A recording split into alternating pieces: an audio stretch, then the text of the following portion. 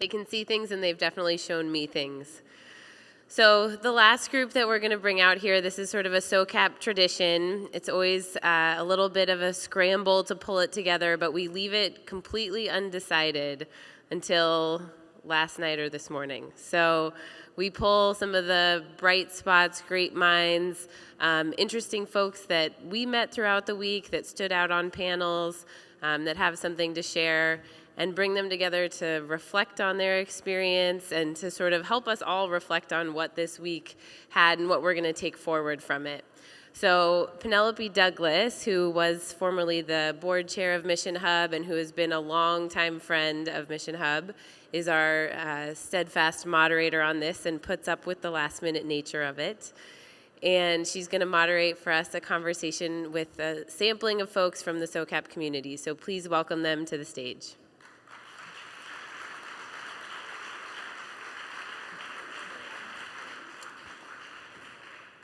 I'm gonna hold it. Sorry, I'm gonna hold it. I'll put it in my chair. Yoo-hoo. Genius. Come out, wherever you are. There they are. Hi, everybody. Hi. Hi. Hi. 2, 3. This will work great. Right out here. Super bright. I'm so glad to see you all. You're the stalwarts, the wonders, the magnificent who are always here at the close of SOCAP. So we're here to celebrate that with you. And I was thinking hard and fast, as were all of these wonderful people who've decided to join me on stage, about exactly what would be our center of gravity for our minutes together on stage with you. And in the biggest sense of it, I think what we're going to focus on is our humanity. As we reflect upon SOCAP, and as I ask this amazingly capable group of people to sort of help me close SOCAP in the most wonderful way. So I've given them a little bit of preparation, but not a lot. Please admire their ability to follow along as Penelope sort of tries to shepherd this process. So before I start, I wanted to give each of them a chance to say hello to you and introduce themselves briefly to you again. And I think I'll start at your end, David, if you'll just say hi. Hi, I'm David Bank. I'm the editor of Impact Alpha. I'm Hardeep Savalia. I'm with B-Lab. I'm is the mic on? You're not. Say it again. Hello. No? Can you hear Mandela? Yeah? I can talk loud. My name is Mandela Schumacher Hodge. I'm the founding Portfolio Services Director at Cape Port Capital. And I'm Amanda Joy Ravenhill with the Center for Carbon Removal. And I'm Conda Mason, the co-founder, one of the co-founders and CEO of Impact Hub Oakland. All right. So you may notice that what we have here are two generations. That's not spontaneous. That was actually intentional. One of the things that I think a lot about at SOCAP, and I don't think we ever get enough time to talk about, are the questions that we have that go across generations. So what is it that we really want another generation to think about as we leave SOCAP today? What is it that we'd really like to ask of them? What is it that just person to person we just want one another to know? Thinking about ourselves as different generations and our worldviews from those perspectives. So I'm going to start with you, Amanda, and I want you to talk to David for a second. And I want you to give David a question or ask him something that you would just like him to hold on to. Okay. David is not going to try to answer your question. I just want him to hear your question. So could you offer one up? Yes, definitely. David, I feel like this space, as a millennial, I really feel like we need to evolve faster. It feels like we're losing ground. And I think we need to do whatever it takes. And I think specifically in between generations, I would like your generation to uplift my generation more, give us more opportunities to be leaders, acknowledge that there is a lot of ageism that happens, and also teach us. You've been around for longer, you've been struggling with this, you have many more successes and failures that we can learn from. And then the deeper level of that is teach us the principles You know, you've been around in this movement longer and kind of got to learn from like that first source, that first generation, the Buckminster Fullers, the Wendell Berrys, the David Browers. Like, teach us why you do what you do as well. You got that one, David? Small ask. I sort of feel like we should have this, we should open our pockets up and put these questions carefully in our pockets. So that's at least the image that I'm holding, like this big pocket that I'm putting that question in. So David, what would you like Hardik to hold on to as a question from you for him? So I have a 10-year-old son. When he's your age, what kind of world is he going to be living in? And how will your generation have helped bring that into being?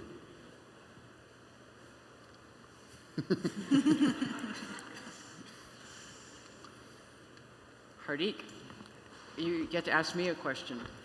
What is it that you want me to hold in my pocket? What's the question that, or the frustration, or the worry, or that you want me to know about? They say, Penelope, that as you age, your tolerance for complexity, ambiguity, and diversity decreases. My generation, quite frankly, will deal with way more complex issues than we're dealing with right now. And how can you, as an elder, model how can you embrace how complex and diverse our issues will be in a generation's time? And that was hard to hear, actually. It's hard to hear about the sort of ability to flex decreasing, although I know it's so. So I got to get an extra big pocket. That kind of actually made me stop for a moment. Mandela, look at Khanda here and ask her a question if you wouldn't mind. Okay, she wasn't lying when she said she gave us this question like 2 minutes ago, and it's a hefty one. I think if I were to look in your eye, and anyone else, I guess, who considers himself or identifies as an older generation, is a question I could ask that's powerful. I was reflecting. So it's been 60 years since Emmett Till was murdered. It's been 50 years since Malcolm X was murdered. It's been over 40 years since Martin Luther King was murdered. It's been 2 years since Tamir Rice was murdered. It's been 2 months since Philando Castile was murdered. What do we, as social impact leaders, what role do we play in elevating these issues and actually doing something about them?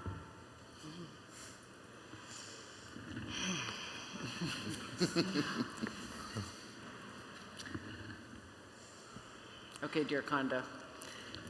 I think you're looking at Amanda, if I have my puzzle pieces right here. That question is so interesting because 2 minutes ago when you asked me to think about the question, my question actually answers your question. It's okay. So, Amanda, you're growing up in a generation that's very different than mine, where race, abilities, sexual orientation, gender is not as significant, doesn't have the negative barriers as much in your mind as it has in the generation that I come from and before me. There's something wonderful about that, and there's something scary about that. My plead is that you do not become colorblind, that you don't think that the answer is to become colorblind and not see race. Because when you don't see race, you don't see the oppression that comes with race. And you can no longer be a partner to deconstruct all that is underneath the question that Mandela just asked, if you don't see race. So I ask that you do the work around privilege and race, and that you learn your history, and that you take that with you in this new view that you have, that the millennials have, but that it is based on the history of this country, and that you have done your work, and that you see race, and you see the oppression, and you become a partner against it. I ask that you do that.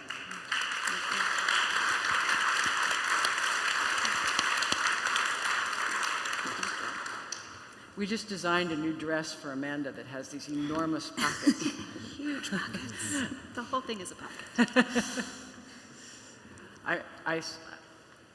Conda knows me, and all of you, and many of you know me, and so when I use a little humor like that, that's intended to be a humor of gratitude.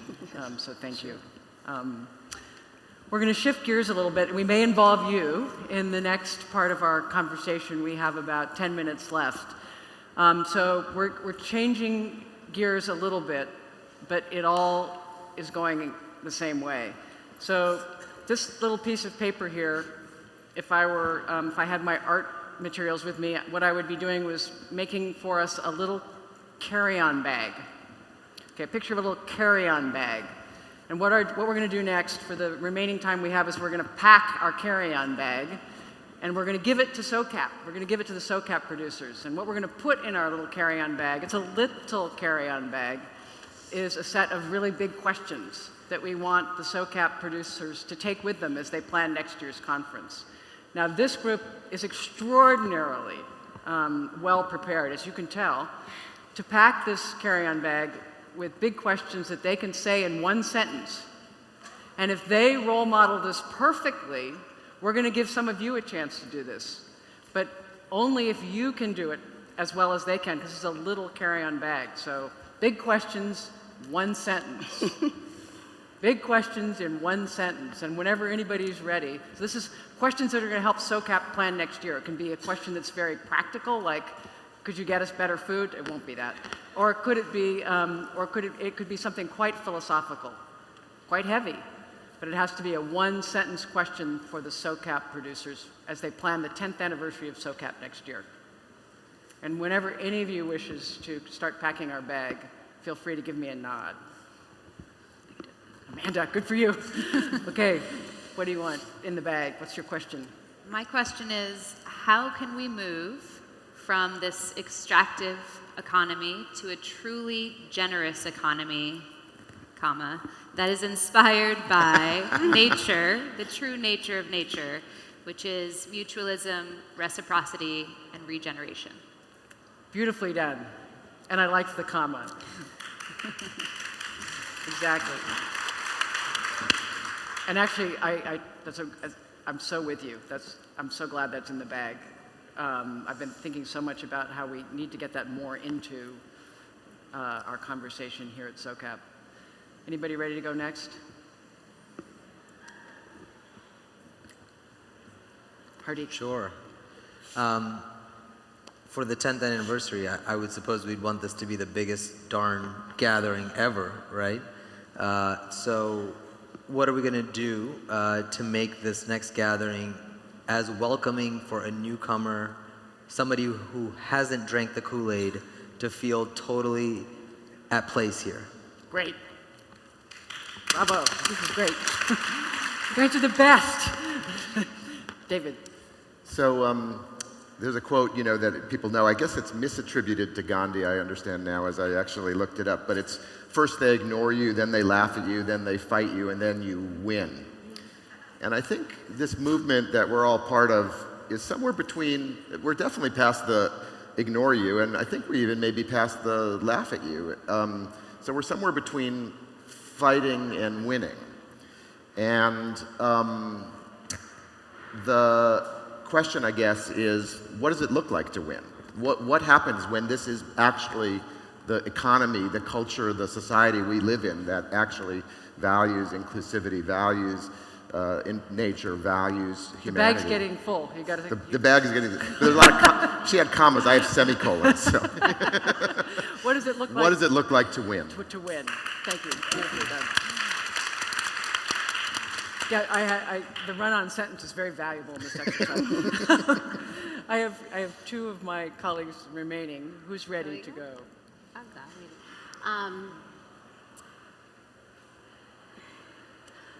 Okay, I'm trying to condense what I have to say. I'm trying to be respectful. I like the use of hands. That helps. I think, don't want to say, okay.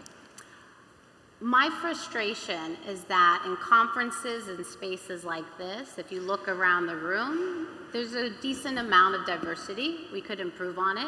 But so often when we leave these spaces and we go back into our communities and our homes and our churches and our places of commencing, it doesn't look like this. People aren't invited to brunches, people aren't invited to baby showers, etc. So my question is, how can SOCAP actually inspire you all to go out into your respective communities and ensure that the sentiments that you're talking about here actually bleed into your actions in who you are talking to, who you are working with, who you are uplifting and empowering in your workplaces?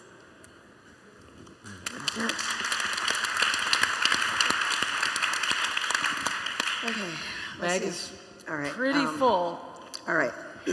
So I've been looking at the SOCAP and thinking that if I were to boil down into a sentence what I actually felt about this SOCAP, which has been great for me, is that we've widened the lens. And I know we've been talking about the whole economy talks about growth, and we're looking at it in many ways. And I would have to say that what we have come up with, if I was to synthesize it, is that equity is the best growth strategy. Perfect. And my sentence is, let's take that as an assumption, that equity is actually the best growth strategy. Can we ensure or really put that out to everybody next year who comes, that that is the burning question under which everything they bring to SOCAP is answering, how does that look as equity as the best growth strategy? Bravo. Phenomenal. All right, our bag has room for a couple of pairs of socks. I think we have time for a couple of audience. Is there a microphone in the audience? I don't even know.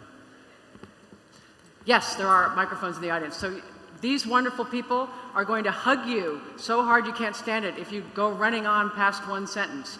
But does anyone in the audience want to help finish packing our bag? Anybody got something else they want to put in the bag? Jan. Jan is going to do this perfectly in one sentence. Dun da da da da. SOCAP, ask yourself very hard and ask us to tell you who is not here, who needs to be here next year to answer the question about equity. Thank you. Perfect. Beautiful. Anybody else? There's some bag packers over here. You saw a perfect example of how to do this. Let's hear one sentence. How do we get people with various disabilities and the necessary accommodations here? There's, I think, someone up here. Thanks, microphone helpers. If Deborah is right and change begins with culture, how do we move out of networking and sessions to creativity? And if so, what would SOCAP create? Beautiful. Thank you. We actually have time for a couple more. There's one back here, if someone can get back there. Thank you. Thanks. How do we move beyond the myth that incremental change is what's going to change a very broken system? Thank you very much. Amazing. Anybody else want to add something to the bag? We've got like one sock spot left. Last sock. In relation to the other question about culture, how do we get to have more than 4 people dancing when there's great music? Yeah! Oh, wait, we got, yes, someone here. We talk a lot at SOCAP about how to measure impact and deliver more impact into the society, into the community. how can we better measure and deliver the experience of impact back into the investor community to bring more people into it? Great, that's really important. And you have one more. You're truly the last pair of socks. If the objective is to change the world as opposed to the United States, how do we get more inclusivity and participation from people around the world to ensure that we are co-creating solutions? Beautiful. That's really good. All right, so our bag is packed. And what my group and I wanted very much to do, because we feel so thankful, we talked about this ahead of time, is we are going to stand up. And we want to shout out together our thank you. 1, 2, 3. Thank you! And we want to give SOCAP our bag. And we celebrate all of you, and thank you so much for being with us. And thank you.